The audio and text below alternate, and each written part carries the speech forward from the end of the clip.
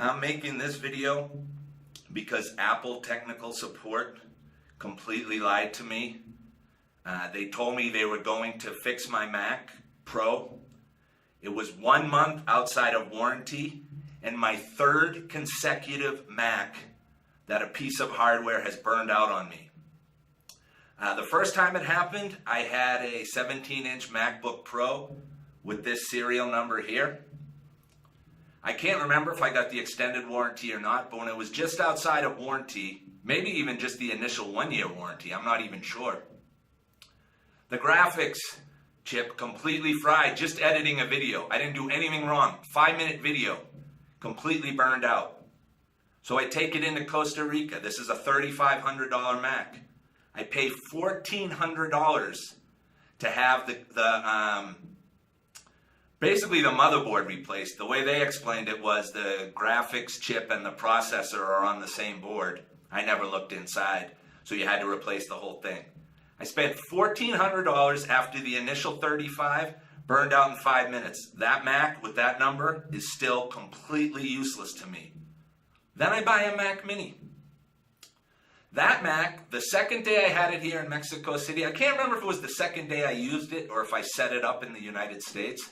But either way, all I was doing was watching a movie on an encrypted drive. The movie had to be decrypted and decompressed on the graphics processor.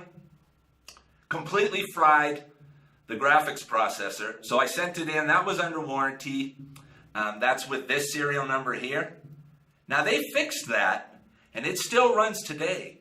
But the only reason it runs today still is because I ventilated it properly. I took the bottom off the Mac Mini because there's no ventilation in it and it runs super hot. But that's not good enough. I had to install a program called SMC fan control, and I run that fan at a full 5,500 RPM, the maximum setting, just to prevent it from overheating. If I just cycle through a bunch of photos real fast, it's already up to 190 degrees with the fan running. Apple doesn't want to run that fan automatically because then they have the reputation of a noisy machine. That's why it burned out the first time. The fan didn't kick up until it had been in the danger zone for so long that it burned out. So that's 2 out of 2. Now fast forward, I buy a Mac Pro. Why would you still buy Mac if they're burning out? My feeling on this is the Mac Pro has way better ventilation. It's designed to edit video. I bought it with 32 gig of RAM. I spent $4,500 for a souped up machine. A year before the warranty ends, I bring it into iShop here in Mexico City. They put in the serial number, they check with Apple that it's still under warranty, and they agree to run diagnostics. Apple's claiming they can't see that, but as a former programmer, I know for sure when they put in that serial number, iShop did a back-end query on the Apple database to pull up that it was still in service. So there is a record in the Apple computers somewhere that I brought that machine into service. So they tell me, no, the reason your Mac is freezing, they're not booting up all the time, is because of dust. So I'm like, okay, they give it back to me. I take it home. So for like the next year, I'm dealing with these problems where occasionally it won't start up or it'll freeze up. It doesn't completely shut off. It kicks me back to the login screen. So I was thinking it might have been a software conflict causing like a kernel panic. And after a certain amount of time with the system being locked, it's just like, okay, kill this session, send them back to the login. But it wasn't brutal enough to actually completely shut the machine down. That's why I'm thinking it's a software problem. So I finally get all the way to like Sierra, or maybe High Sierra, I can't remember. It's still freezing up. And then one day, it just will not boot up at all. So I call up Apple support. I tell them it's only 1 month out of the 3-year warranty, and barely. It was like 2 weeks outside of that 3-year warranty. I explain nicely that this is my third Mac that has burned out. They say, you've been a good customer, we're going to help you. We don't know if we're going to help you again, but we're going to help you this time. So I bring it to iShop here in Mexico City. They have it for like a week or two. They run their diagnostics and they tell me it's the processor and maybe the logic board that's burned out. They can't tell me why. I ask them. No idea, they just replaced the parts, but they have not diagnosed the real problem or fixed anything. So they give it back to me, it runs, but the same thing happens with it freezing up. At this point, I'm of the belief, okay, they've run all their diagnostics, people are complaining about this on Red, there has to be some kind of conflict with my software and the Apple operating system. So I slowly start uninstalling programs to try to figure out who might be the culprit. Can't figure it out. Still keeps freezing up. So then I see there's a latest High Sierra update. So I do that update because I see it has like 2 issues for memory or kernel panics. And I'm like, that's probably my thing. Thank God Apple has finally fixed my problem.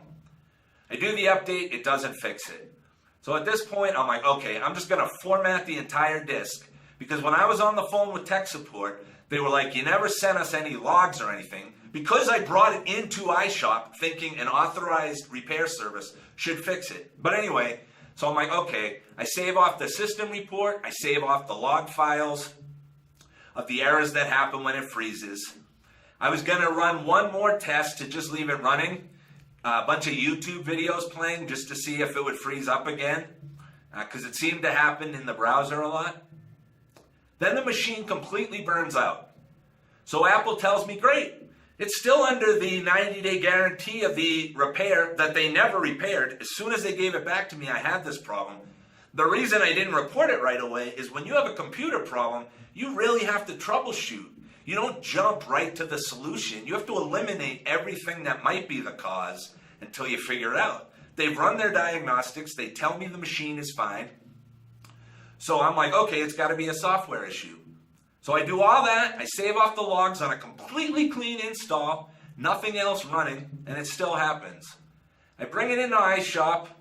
While it's still supposed to be under the 90-day guarantee for the initial problem, I bring it in, and now they say, no, it's something else.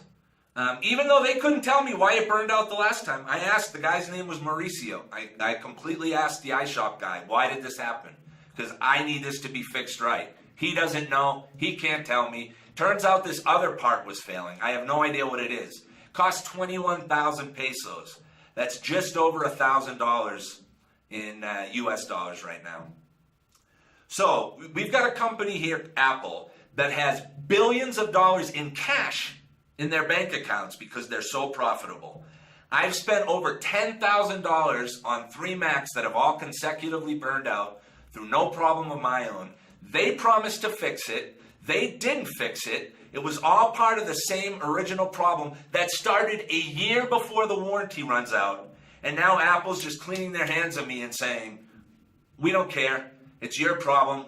We promised you we'd fix it, but we're not going to do it. Here's another bill for $1,000. This is after I've already spent $1,500 for repairs in an authorized store in Costa Rica. That thing burned out within 5 months. They're absolutely crazy if they think I'm going to pay any more money when I've had this kind of results with their hardware. So the way it stands right now, and the reason I made this video, is because I want Apple to feel shame that they promised to fix this problem for me, that they're sitting on billions of dollars, that I am a loyal customer who has done everything right to try to figure out what caused this, and now they're just leaving me out to hang and dry. I have no intention of going back to iShop and picking up that Mac until it has been fixed and fixed properly. This is completely unacceptable to me.